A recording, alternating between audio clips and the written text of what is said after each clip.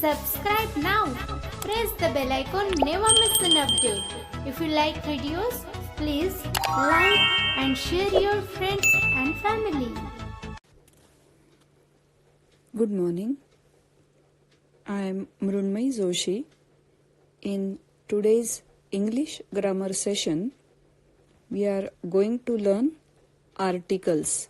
ARTICLES articles. म्हणजे ज्याला मराठीत उपपद असं म्हणता येईल. तर गुड मॉर्निंग, मी मृण्मयी जोशी बोलते आहे. आजच्या आपल्या इंग्रजी व्याकरणाच्या तासाला आपण जाणून घेऊयात उपपदांबद्दल, अर्थात इंग्लिश आर्टिकल्स बद्दल. हे सेशन मी 2 भागात घेणार आहे. आर्टिकल्स हे इंग्लिशमधलं थोडंसं गोंधळात टाकणारा प्रकार आहे. त्यामुळे तो टॉपिक आपण थोडा विस्तृतपणे घेणार आहोत. त्याचे काही नियम आहेत, त्यामुळे मी आर्टिकल्स 2 भागात घेईन. Articles are commonly used in English speaking or writing.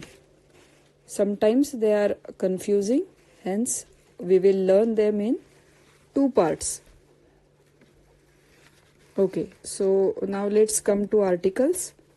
The words a, an, the, the.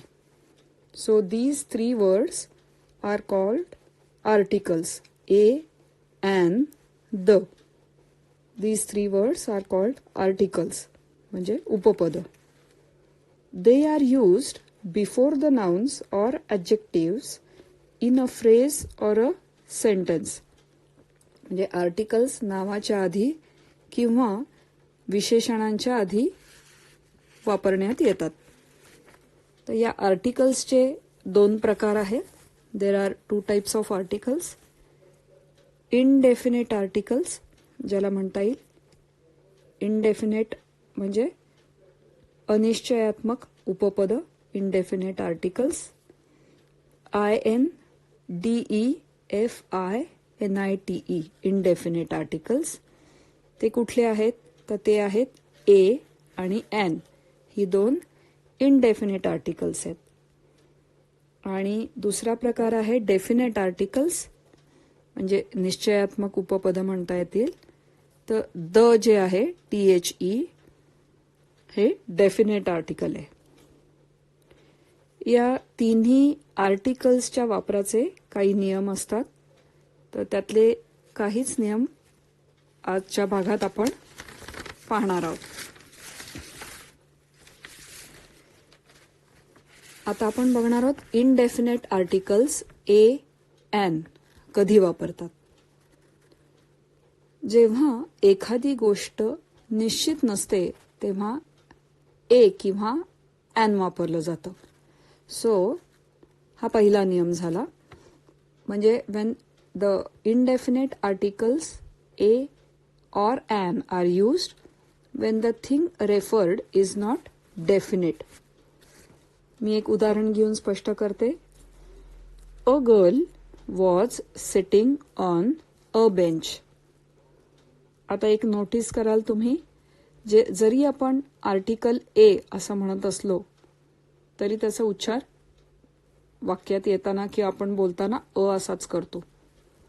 तर a girl was sitting on a bench. एक मुलगी बाकावर बसली होती.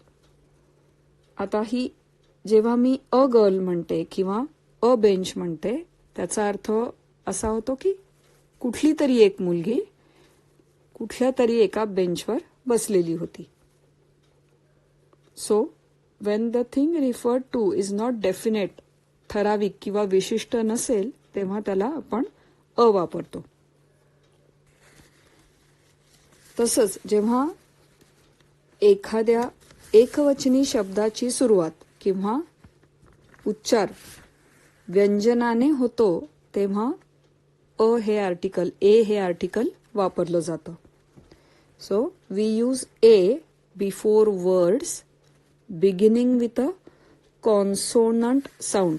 आपण कॉन्सोनंट्स पाहिले होते इंग्लिशमधले, म्हणजे alphabets which are other than AEIOU, हे 5 जे आहेत ते वॉवेल्स आहेत. ते सोडले तर इतर सगळे असतात कॉन्सोनंट्स. तर we use A before words beginning with consonant sound. मी एक उदाहरण घेऊनच स्पष्ट करते.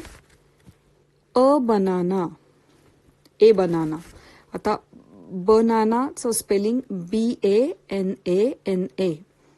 आता हा जो शब्द आहे बनाना, त्याचा उच्चार, त्या शब्दाची सुरुवात जी आहे ती होते बनी, म्हणजे बी या साऊंडनी, म्हणजे ज्याला मराठीत ब असा उच्चार जो होतो तो.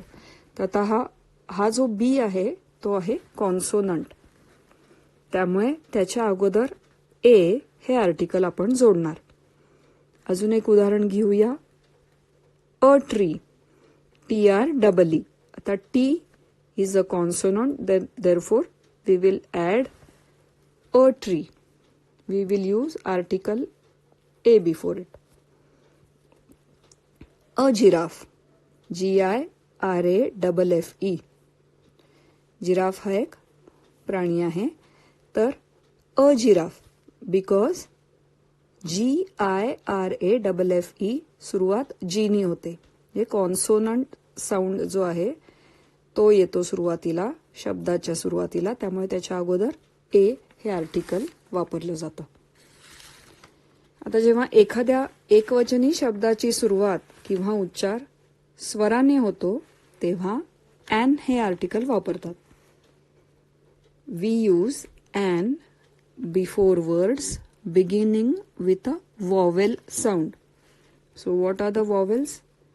AEIOU are the vowels in English. म्हणजे AEIOU या उच्चारापासून जेव्हा सुरुवात होते शब्दांची तेव्हा त्यांच्या अगोदर ॲन हे आर्टिकल वापरलं जातं. उदाहरण घेऊयात आपण. एक्झाम्पल आहे ॲन ॲपल. आता APPLE सुरुवात कुठून झाली? त्या शब्दाचं बिगिनिंग वर्ड काय आहे? ए आहे आणि त्याचा उच्चार ॲपल म्हणजे ॲ असा होतो, तो स्वर आहे. त्यामुळे ॲन ॲपल. तसंच ॲन एग, एग म्हणजे अंड, EGG एग. तर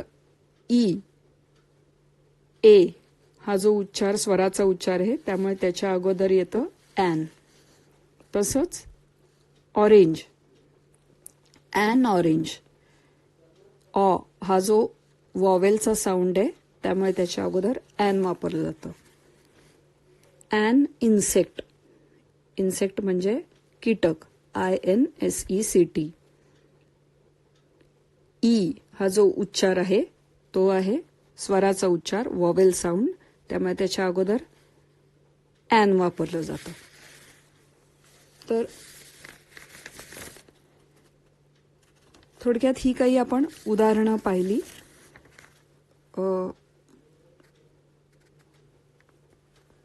and apple, an egg, an orange, an insect, an octopus, an engine, an onion. Okay.